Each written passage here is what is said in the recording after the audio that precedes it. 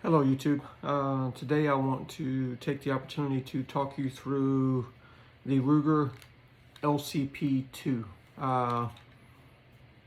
It is a little 22 long small handgun, in my opinion specifically designed for a concealed carry. And just a weapon to use through easy manipulation. One of the selling points from Ruger is how easy it is to manipulate the slide. It's very weak spring, so the slide comes back fairly easily, but it's also feels like a very cheap made weapon. But I liked it. When I first got it, with the magazine in, it feels decent in the hand. Great for a backup weapon. And that's what I bought it for. A backup weapon or something you can tuck into a place, and if you need it, you can get to it. And the weapon weighs, I think, 11.2 ounces. So it weighs nothing. And it comes with two safeties. It has the trigger safety, just like a Glock, and it has a safety to be manipulated with your thumb while you're shooting the weapon. And so I took it to the range and put maybe 100 rounds through it right after I got it. And it's not very accurate at any type of range, but up close, which is when you would want to use it, it's pretty good. I view weapons like this as a belly gun. If someone gets close to you, you run out of weapon ammo with your primary weapon, and you pull this, it'd be a last ditch effort to save your life, or to get someone off you. And for that, it serves its purpose. And to make it more usable, a good ankle holster. Now this one's made from Protect Outdoors. It's just a little elastic ankle holster, but it works great if you wear boots or anything like that. If you wear Western boots or anything with a 12-inch shaft, this holster and weapon will fit down into that boot perfectly and conceal perfectly. So it is great for that. So Protect Outdoors makes a great holster for this. And because of the make of it, you know, your leg will be sweaty or whatnot if you're wearing it for several hours, but that's with anything. So more about the weapon. So my experience with this weapon is the size, how it feels in your hand, the manipulation of the weapon, everything was great. I like things like this. I view weapons as tools, and right tool for the job. And for a concealable backup weapon to be used in an emergency, this was great. It's everything that I wanted it to do.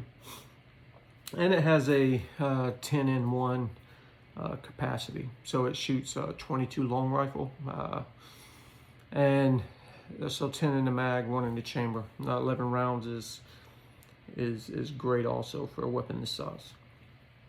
But I will tell you, I have had some trouble with it. When I go out to the range and I take my daughters to the range and people shoot with us, I usually throw this thing in the bag and let people plink some targets with it. And so it's probably had 300-400 rounds through it. And on the last range visit, it became inop.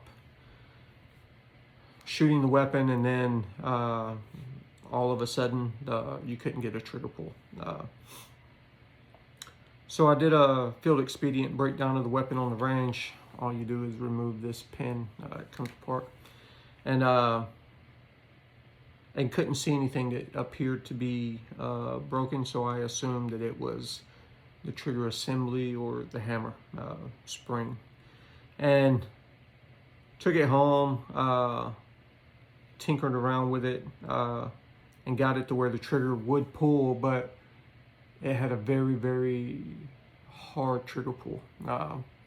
Like easily added 4 pounds to the trigger pull. And so I knew that wasn't right. So I contacted Ruger, and they have outstanding customer service. They immediately sent me a RMA, return merchandise authorization, and within 2 days UPS was here to pick up the weapon. I had it boxed up and ready to go. Once they received it at their facility, they sent me an email saying that they've received it, and that it would take 2 weeks turnaround time. And they let me know when they were done, sent it back to me. It requires a signature when it comes to your house, and they had a receipt in there saying that they replaced the entire trigger assembly and the hammer.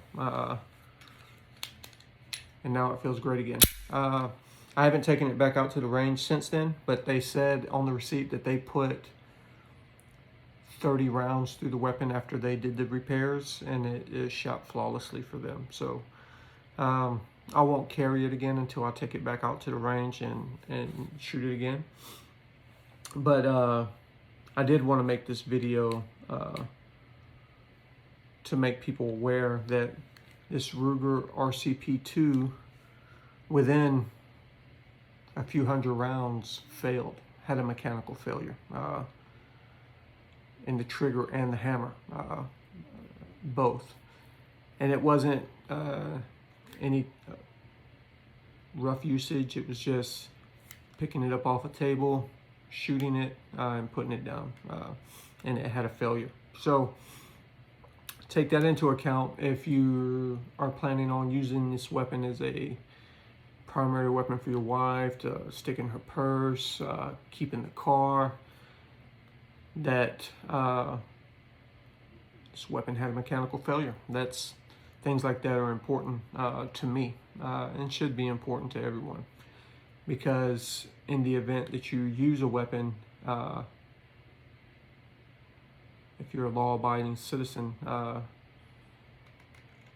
if you're using it in a situation when you need it, it's a life-threatening situation. So you're either at the range training with it, or you're using it to defend yours or someone else's life. And when that is the case, that's not when you want a weapon to have a mechanical failure.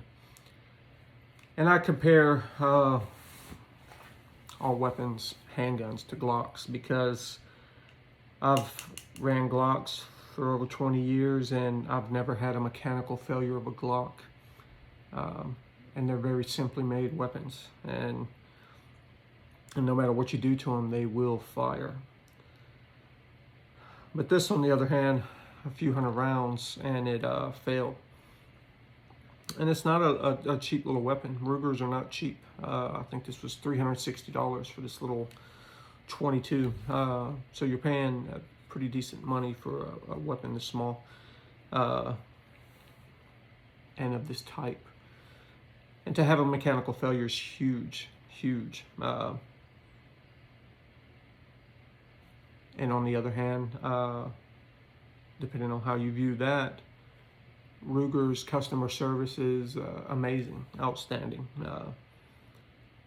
And I truly trust that they have repaired the weapon. But for how long will it be repaired? You know, how long can the weapon be trusted before it has another failure? Was it a manufacturer defect, or is it just, you know, the lifespan on these parts is very short. They're not used to taking any type of abuse.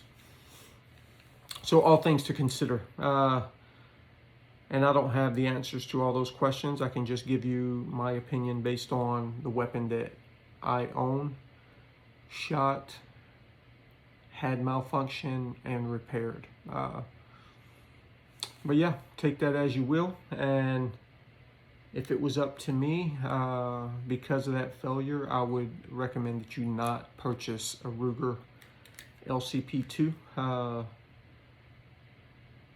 simply because of that fact. Now I still have this, and I will shoot it a lot to test out the parts that are on it, but not necessarily sure if I will trust it enough to carry it as a backup weapon again. So yeah, hopefully this helps someone in the market for a backup weapon, and more precisely in the market for a Ruger LCP II. Have a good day.